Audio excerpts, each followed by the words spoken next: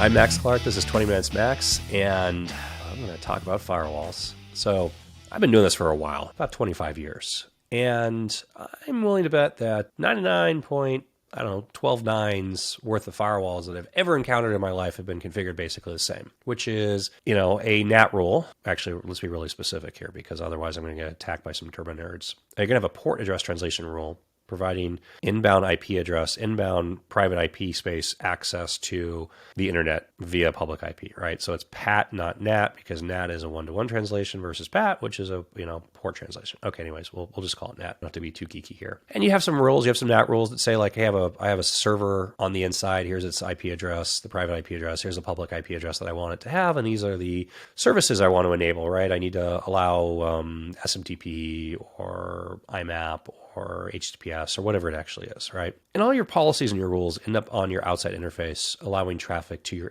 inside. And now when I say like almost 100% of all firewalls are configured the same way, because there's not going to be rules or configuration limiting traffic outbound.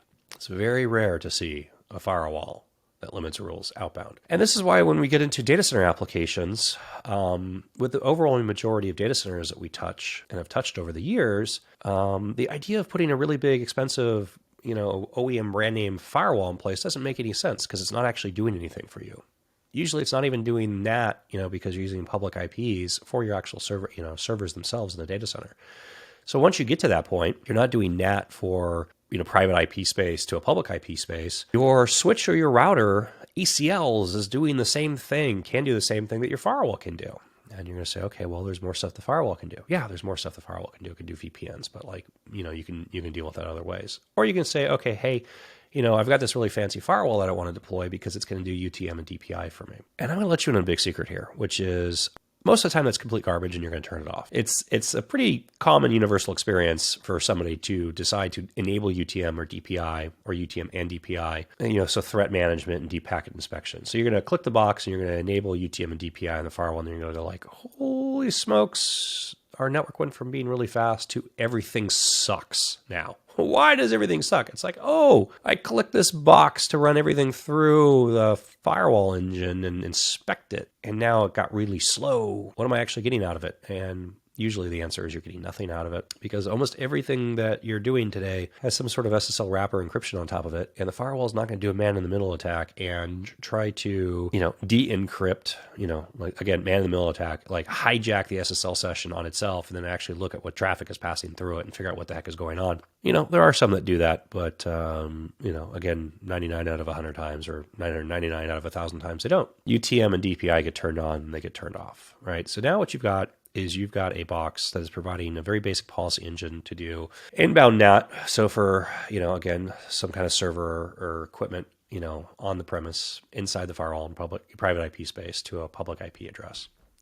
Let's say you don't have that because, it's 2023 when I'm, it's May 1st, 2023, actually. We'll be really specific here. And, if you're doing your job right at this point, you've got a metric boatload of SaaS applications. You've got 365 or Google Workspace. You're using Google Drive or OneDrive and SharePoint. So you don't have a file server on site anymore. You're not doing FTP on site anymore. You're using, some sort of UCAS service or no CAS for your voice, because you've decided just to deploy everything on your cell phones. So there's no voice infrastructure on site. You've got literally nothing on premise, right? I had a client tell me this 10 years ago. He looked at his office as like fancy Starbucks. People have to come in, sit down at a desk and work. There's nothing there. We're just trying to make sure it's really fast, and they really like coming to the office because it's convenient. As soon as you kind of make that mental, leap, right? Now you get into a situation where you're saying, okay, I'm providing really fast internet access. I don't have any application infrastructure on my premise. I'm not using UTM or DPI. And then you get to the next step of this, which becomes, well, why am I spending a lot of money on a firewall? That's a really good question.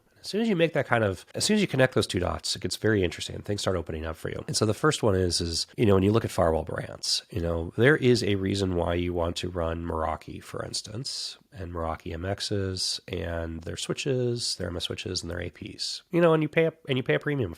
Maybe you decide you want to run Fortinet end to end. By the way, a little weird data point, overwhelming majority of the service providers and MSSPs in the market that provide Fortinet firewalls, the FortiGate firewall product, run Meraki switches and access points, and not the Fortinet switches and access points. I am waiting for that to change, but as of today, May 1st, 2023, that is still the case. Use that data point for what you will. observation that I'm sharing here from experience. What else you see? You go Palo. People want to buy Palo firewalls, and they put Meraki switches behind them usually. Expensive, fancy firewall product. You could be using Palo Prisma because you want Prisma access for your remote access. Maybe you've checked the box for UTM and DPI, or maybe you haven't. Now, what is the relative value of any of those brands versus somebody like a Ubiquiti? And Ubiquiti kind of fits in this prosumer category, dirt cheap equipment. I mean, if you've ever priced Meraki access point at $100 versus Ubiquiti access point at $100 versus, a Ruckus, Aruba, Meraki, any of these other players, $600 to $1,000. You might be in an environment where, you need things that the more expensive access point does, or you could be in an environment that doesn't. What are the reasons? Density. Density is probably the biggest one, right? You need really sophisticated network access control is another one. You have a lot of devices you're trying to centrally manage. That could be a reason. There's lots of stuff that goes into these purchase decisions. But the argument could be made of if you're just providing a NAT gateway and or NAT traversal and basic switch and access points, and you've got a couple hundred users at a location, why not just go Ubiquiti? It's really inexpensive. Doesn't give you failover firewalls. Maybe you don't care. Maybe you don't care. I don't know. We have to talk about it and figure out how much you care if you don't care. Ubiquiti firewalls, you cannot have HA. Meraki firewalls, everybody else, you can have HA.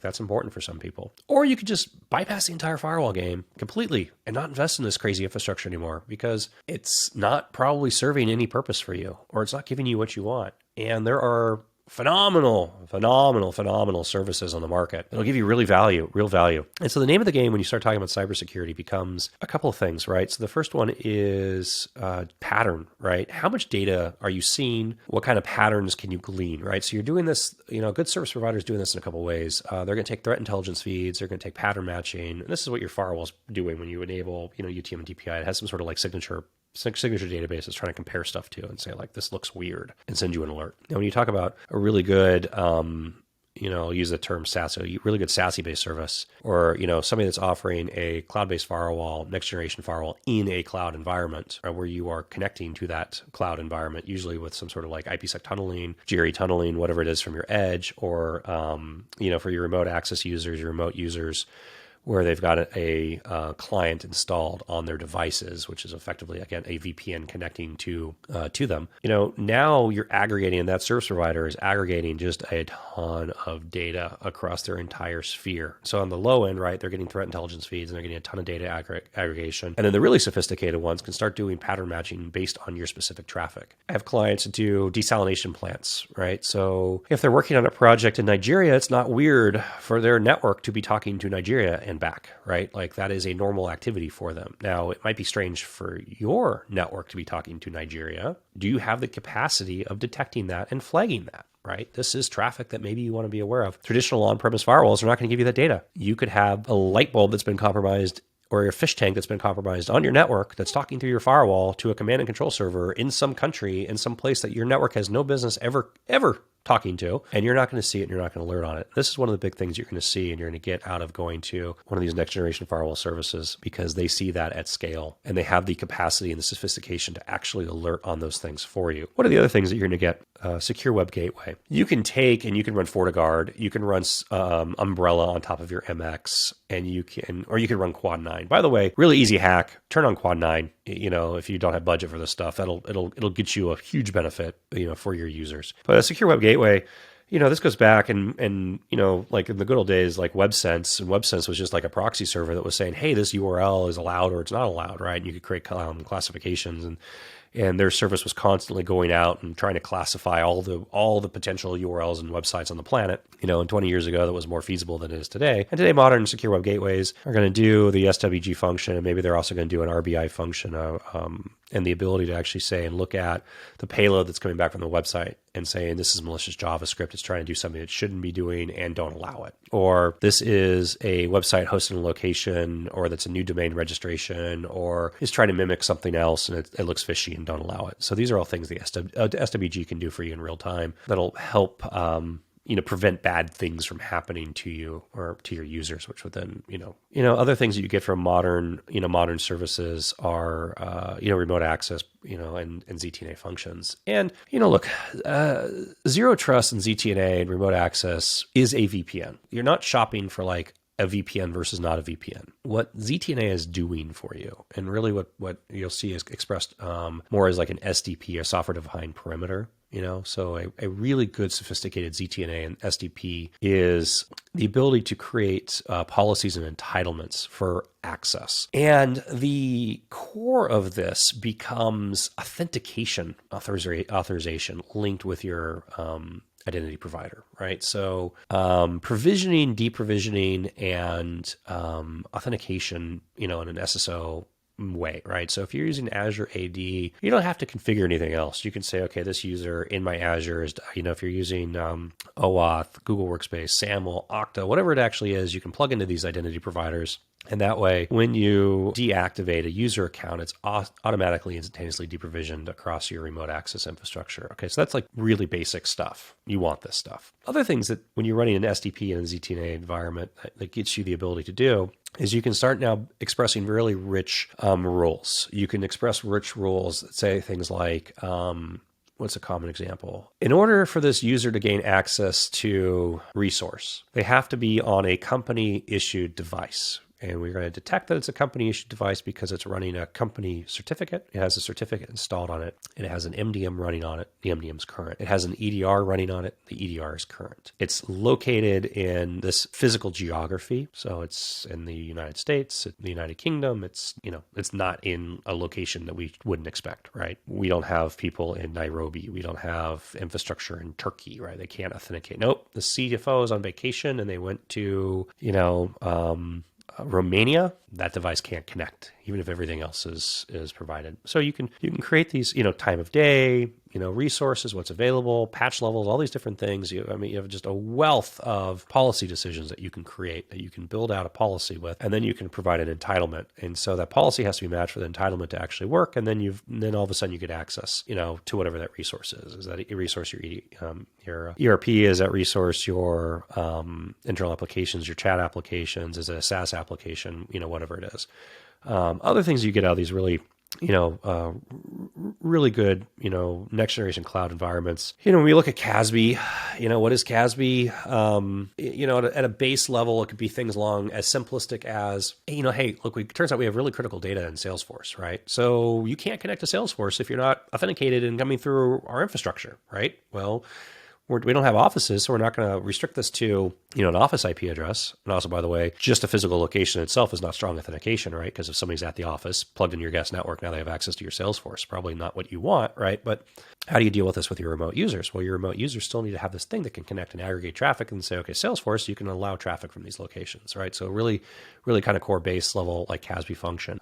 Things that happen that get extended from that point. We talk about, like shadow IT. Like what applications are you actually running? Do you even know? Do you have any idea what applications are running across your user devices? Chances are you probably don't. A lot of organizations give users admin privileges to install software on their devices. This is really common if you're talking about Mac fleets, right? The employee has access admin rights to that Mac and can install it. There's going to be UEM or MDM running on top of that Mac to push your own corporate applications and provide that update. But hey, look, they can still install their own stuff. CASB will give you that functionality of being able to say these are the applications that are running on these devices. You could also, there's scenarios where you could use it to restrict applications. Hey, I don't want this running on my network, block it. I'm having flashbacks to trying to block Yahoo Instant Messenger, so long ago. That application was unbelievably insidious. DLP is an interesting conversation to get into. And there's lots of different things that DLP does, right? DLP could be, hey, look for social security numbers and data that's being downloaded from our servers, right? Don't let that be downloaded. DLP could be don't allow data to be downloaded. Like you can't download Word docs from these things if you don't meet these scenarios. Anyways, all those examples I just gave, your firewall, if you buy a firewall and you do an on-premise firewall, can't provide those things for you, So, if you're thinking about buying a physical firewall, if you get out, and the sooner you get out of this mindset, the better. I started my career supporting on-premise firewalls. I'm telling you, like I would never physically I would never personally, or any company that I'm in any sort of controlling like mechanism for ever buy one of these things ever again. It is worth paying the money, and in some cases, very low comparison money, to get into something that's modern. So if you're contemplating this at all, I'd love to talk to you and help you down this journey. But I will tell you, if you've got somebody that's trying to shove, a really expensive firewall purchase plus support plus their configuration time plus all these different things on top of it, take a step back and really think about what you're looking for in this firewall and what you think you're going to get out of it. And if you're in, IT admin and you think this firewall is going to be great for you because it involves UTM and DPI, you're probably not getting what you think you're getting. And there's something else out there in the market that's going to actually give you something that's a lot better. I'm Max Clark, and that was 20 Minutes Max.